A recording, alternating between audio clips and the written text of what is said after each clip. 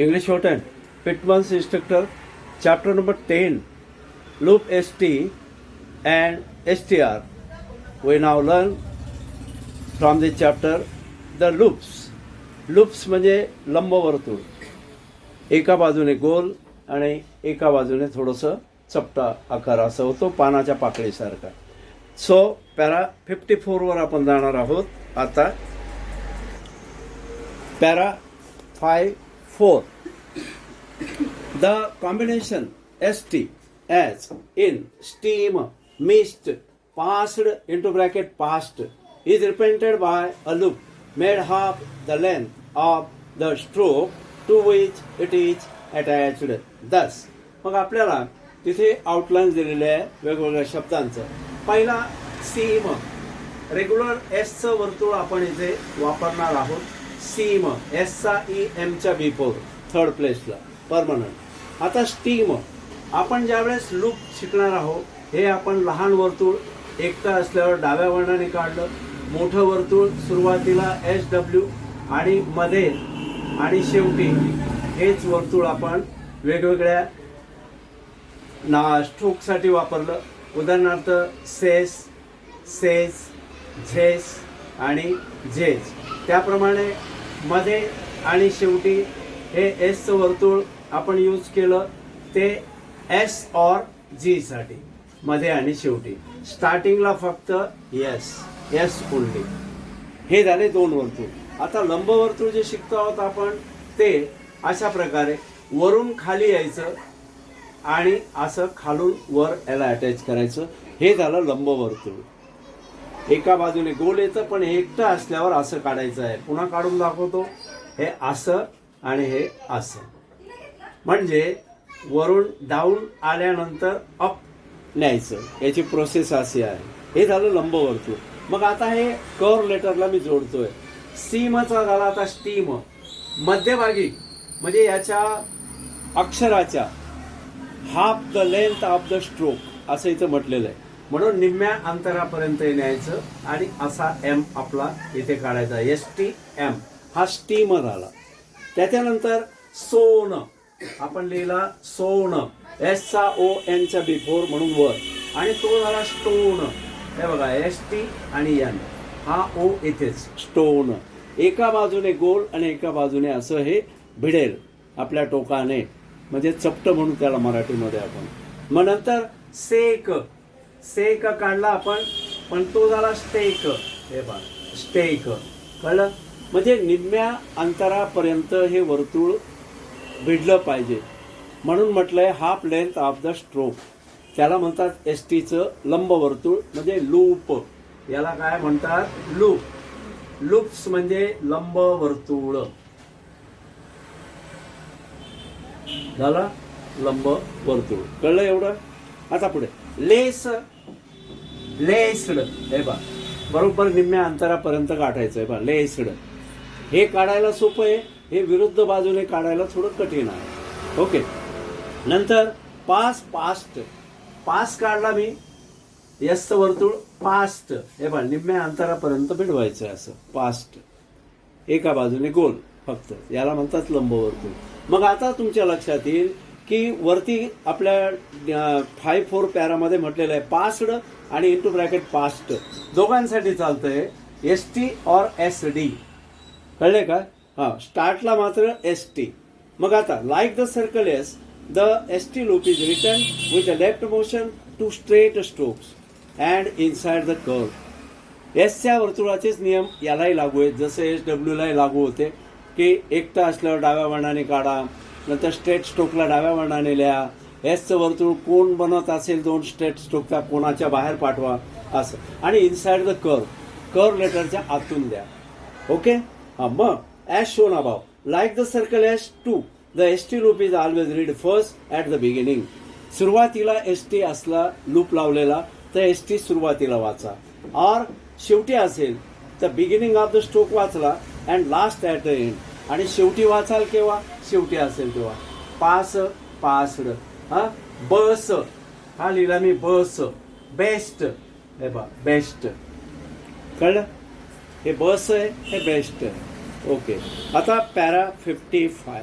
Since final vowel sound requires a final stroke, in order to provide a place for vowel sign, para 47 again given as a reference here into para 55. Para 47 what says की स्टार्टिंगला अक्षराच्या सुरुवातीला स्वर असेल, स्वराने सुरुवात झाली शब्दाची, किंवा शब्द संपताना शेवटी स्वर ऐकू आला असेल, अशा केसमध्ये आपण पूर्ण अक्षर काढायचं आहे, पूर्ण स्ट्रोक काढायचा आहे. का की स्वरचिन्ह द्यायला जागा लागते. हा पॅरा 47 मध्ये उल्लेख आलेला आहे. आपण तो नियम मराठीत सुद्धा लिहून घेतलेला आहे. म्हणून आता बघा, आधी स्वर असल्यास किंवा सुरुवाती स्वर ऐकू आल्यास तर काय करायचं, आपण तिथे पूर्ण अक्षर काढायचं आहे. कळलं? हा, म्हणून आपल्याला त्या त्या ठिकाणी स्ट्रोकचा उपयोग करायचा, कारण स्वरचिन्ह मांडायला जागा लागते. म्हणून बघा, खाली सॅम्पल केस दिलेला आहे. फ्यू बेस्ट हा काढला मी बेस्ट, पण बेस्टो हे पहा एस आणि टी काढला, कारण टी नंतर स्वर आहे. कळलं? एस टी शिकतोय आपण. काय शिकतोय? एस टी आणि एस डी. कळलं? एस टी और एस डी. पण एस टीच्या म्हणजे टी नंतर स्वर असेल किंवा डी नंतर स्वर असेल तर टी किंवा डी पूर्ण काढा. बेस्टो झाला. त्याच्यानंतर रस्ट हा काढला मी रस्ट, रस्टी, रस्टी. ओके. त्याच्यानंतर honest, honest, honesty, honesty above the line. Okay. कारण हॉरिझॉन्टल आहे पहिला स्ट्रोक. कळलं एवढं? म्हणजे या एस टी मध्ये टी हा लास्ट लेटर आहे. टी नंतर स्वर असल्यास काय करायचं आहे, तुम्ही स्ट्रोक काढायचा आहे, मात्र एसचं वर्तुळ लावून काढायचं आहे. S T, S D, what ever may be. हा, कळले? हा, एवढं कळलं ना तुम्हाला? नियम कळतोय?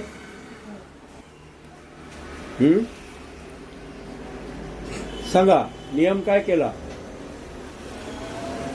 What is the rule?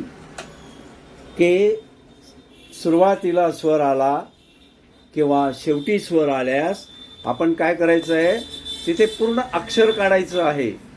कळलं? पूर्ण अक्षर काढायचं आहे, कारण स्वरचिन्ह द्यायला जागा लागते. एवढं कळालं? ओके. हां, नाव proceed to para 56. The ST loop may also be employed finally for the heavy sound of ZD. आपल्याला एस आणि झेड हा एसच्या वर्तुळात शिकायला मिळाला आहे. ओके. सुरुवातीला एस आणि मध्ये आणि शेवटी एस और जी. हां, तसा इथे आपण एस टी लूप शिकतो आहे. एस डी साठी सुद्धा वापरणार आहे, तसाच झेड डी साठी हा लूप वापरणार आहे. पॅरा 56 बघा. मग काय काय झालं आता? एस टी और एस डी और झेड डी. ओके. हां, मग आता S T loop how used for Z D? We can see fused through the line. Fused, U is a diphthong. refused on the line, u is a diphthong. Then opposed, opposed, okay, above the line. Disposed through the line, disposed, okay. The word caused is written. caused word जर ऐकू आला तर तुम्ही above the line असा लिहा, KSD. आणि cost जर ऐकू आला तर ST loop may be inserted. Okay. म्हणजे एस टी लूप टाका. का की डिस्टिंग्विश बिटवीन टू आउटलाईन्स. म्हणजे बिलकुल अगदी किरकोळ असा फरक दोघं स्पेलिंगच्या उच्चारमध्ये आहे. Caused and cost. क्वाज्डचा कॉस्ट होऊ नये, कॉस्टचा क्वाज्ड वाचल्या जाऊ नये, म्हणून both line are outlines are different now for writing by you. कळलं? हां, मग आता हे झालं. नेक्स्ट हा झाला छोटा लूप. याची व्याख्या परत एकदा रिपीट करतो. By a loop made half the length of the stroke. निम्म्या लांबी किंवा उंचीपर्यंत हा लिहायचा आहे. तो एस टी किंवा एस डी होईल किंवा झेड डी सुद्धा होईल. इथे संपलं. आता पॅरा 57 मध्ये आपल्याला हाच लूप मोठा करून लिहायचा आहे. कळलं? मोठा करून हाच लूप आपल्याला कंटिन्यू करायचा आहे. पण तो कशासाठी वापरतात तर एस टी आर STR आणि इंटू ब्रॅकेट तिथं म्हटलेलं आहे स्टर. What is the pronunciation? स्टर. STR म्हणायला आहे फक्त. जसा ST शिकून झाला आपला हा, तर आता STR लूप हा सुरुवातीला कधीच नसतो. हा, not at the initial place of the stroke, only last. हां, मग आता बघा, large loop extending 2/3 of the length of the stroke to which it is attach represent STR, ster. This STR into bracket stir loop is never written at the beginning of the outline. आउटलाईनच्या म्हणजे स्ट्रोकच्या अक्षराच्या सुरुवातीला never be written, सुरुवातीला लिहू नका. Like the circle S and ST loop, STR loop is written with the left motion to all the straight stroke and inside the curves. नेहमीचेच व्याख्या आहे. Straight stroke असेल तर लेफ्ट मोशनने द्या, आणि जर कर्व लेटर असेल तर inside the curve you can put a STR loop. आता उदाहरणार्थ पास, एसचा सर्कल, पास्ट ST लूप, आणि नाव सी पॅशर. हे बा 2/3 ऑफ द लेंथ, 2/3 ही किती लेंथ झाली? 2/3, आणि ही किती होती? 1/2. ओके. हां, बघा आता मग हे झालं पास, पॅशर झाला. त्याच्यानंतर फास्ट, फास्ट, फास्टर. आता इथे हाफ द लेंथ आपल्याला मोजता येईल. 2/3, 3/4 तुम्हाला काही कळणार नाही. त्यापेक्षा याला थोडा फुगवून थोडा पुढे न्यायचा, निम्म्यापेक्षा जास्त. थोडंसं टोक उरू द्यायचं स्वर चिन्ह द्यायला, बरं का. नाही तर पूर्ण भिडवला तर मग काय होईल? काय होईल? तो बेसबॉल होऊन जाईल. हे असं नका करू. असं नका करू. हां, ओके ओके झालं. Then para 58. Now you learn large loop used for STR and half length form ST, SD, ZD. Now para 58 हा 56 झाला. para 58 what says the ST and STR loop may be used medially when a good joining results. ज्या वेळेस आपल्याला चांगलं joining करता येईल, शक्य होईल, तिथे तुम्ही लूप लिहा आणि लूप नंतर पुढचं अक्षर लिहा. म्हणजे चांगली जॉईनिंग होत असेल तर. मग त्यांनी शब्द दिले. उदाहरणार्थ आपण लिहिला जस्ट आणि लिहिला फाय, अलग अलग. Now we can join both the outlines. How? हे बा, जस्टिफाय, अ आणि आय झाला जस्टिफाय. त्याच्यानंतर एलास्टिक, एलास्ट, के, एलास्टिक झाला elastic. Then masterpiece, this outline shows master, and now we write piece separately.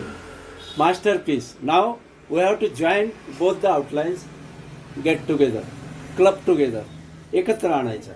Masterpiece, it's a wonderful masterpiece. हा, है का नाही? म्हणजे good joining always resulting in to a good outline in the shorthand. कळलं? हां, म्हणजे चांगल्यापैकी आपली आउटलाईन तयार झाली. Now we see the last para of this chapter. Okay, 5/9 para 5/9. Okay, 5/9 what says ST loop cannot be employed. ST loop वापरू नका when a vowel occur between S and T. S and T याच्यामध्ये स्वर आला, vowel, so you can't write or join loop. तसंच पुढे nor can the STR loop be written when a strongly sounded vowel occur between ST and R. तसंच ST आणि R ह्यामध्ये जरी तुम्हाला स्वर आला ऐकू तर STR loop never be written. S आणि टी मध्ये स्वर आल्यास वावेल, एस आणि टी मध्ये स्वर आल्यास ST लूप वापरू नका छोटा, आणि ST आणि आर मध्ये स्वर आल्यास देखील मोठा लूप सुद्धा वापरू नका. मग काय करायला लागेल? एस आणि टी सेपरेट लिहायचा, ST आणि आर सेपरेट लिहायचा. ओके. हां, मग बघा परत आपण वाचू. Nor can the STR loop be written when strongly sounded vowel occur between ST and R because where there is a vowel sound there must be stroke consonant to provide a place for the vowel sign. Para 47 again repeated here. To learn by rule. Okay. हां, मग ज्या वेळेस आपल्याला सुरुवात स्वराने झाली तरी अक्षर पाहिजे, शेवट स्वराने ऐकू आला तरी शेवटचं अक्षर पूर्ण काढलं पाहिजे, कारण स्वरचिन्ह द्यायला मांडायला जागा लागते. ओके. हां, it's a simple definition in para 47. मग कम्पेअर म्हणजे आपण आता तुलना करायची, एक आउटलाईन. बेस्ट ST ला संपलंय स्पेलिंग, पण बेस्ट बी सेट हा बी काढला आणि ST लिहिला, कारण काय, S आणि T मध्ये स्वर आला, बी सेट. नंतर रेस्ट काढला, ST ला spelling is ended with ST, म्हणून मात्र रिसेट रेसीट S आणि T मध्ये ई आला. नंतर पॅश्चर, आता STR लूप, पॅश्चर हे बा मोठा लूप काढला, पॅश्युअर यू कळलं. ST आणि R मध्ये यू आला. U is a diphthong sign we already placed here. Why for the reason because there is a vowel occurred between ST and R. Okay, हे झालं. मग नंतर पोस्टर आणि last word posture. Okay. End of the chapter. Last para, number 60. We see the circle S is added to a final loop as follows. If there is a final loop, ST or STR, but after pronunciation of ST or STR, there is a S. Last S. Then you can put a circle for S at the last place. Understand? So we show here how it is inserted. S circle. Test.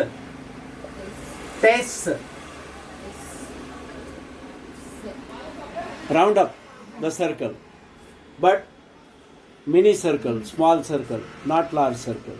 Okay. Lusher, STR, lushers. Okay, it's a final outline. Next to that we see grammalogue also. Okay, grammalogues म्हणजे शब्द चिन्ह, ते महत्वाचे आहेत. तो एक पहिलं जे शब्द चिन्ह आहे ते फर्स्ट म्हणून आहे. ते कसं लिहिलंय बघा, मगाशी दाखवल्याप्रमाणे असं वर न्यायचं आहे. पहिल्यांदा खाली यायचं आणि पानाच्या पाकळीसारखं काढायचं. हे खाली का आणलं आणि वर का नेलं, याचं रिझन असं आहे, तुम्हाला पुढे R आणि L चा हुक शिकायचा आहे. R चा हुक स्ट्रेट स्ट्रोकला असा असतो, उजव्या वळणाने R ऍड होतो. लेफ्ट मोशनने आपल्याला काय होतो, L ऍड होतो स्ट्रेट स्ट्रोकला. मग आपल्याला फर्स्ट आहे आणि आपल्याला क्लास जोडायचा आहे, तर आपण असा लिहिला तरच क्लास असा जोडू शकतो, फर्स्ट क्लास. जर हे असं काढलेलं असलं तर क्लास कुठे जोडणार आपण. ओके, आपली रांगोळी बिघडणार. म्हणून फर्स्ट हा असा करून असा लिहाल तर तुम्हाला क्लास लिहिता येईल, त्याला जॉईन करून फर्स्ट क्लास, आणि आउटलाईन फर्स्ट क्लास होईल. सेकंड क्लास थर्ड क्लासमध्ये जाणार नाही. हा नियम लक्षात ठेवा. म्हणून हे ग्रॅमलॉग काढताना काळजी घ्यायची आहे सर्वांनी.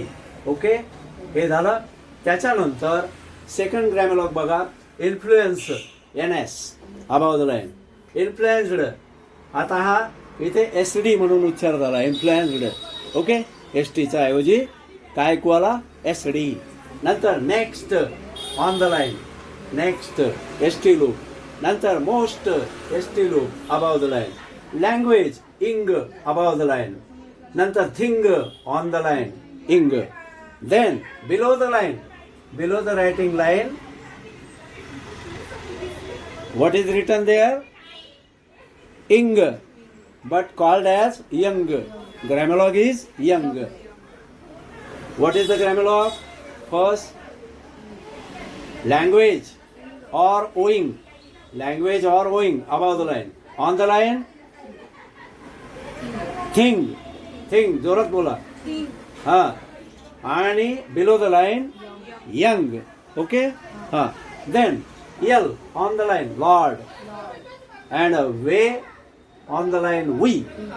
Okay? Now, this chapter is finished for you. Okay? So, take care. And practice the lessons which are given by number 35, 36, the words, then grammar, and then ready for dictation for exercise number 37, 38. Okay? Now we are finished. Finishing the chapter of ST and STR loop. Okay, bye.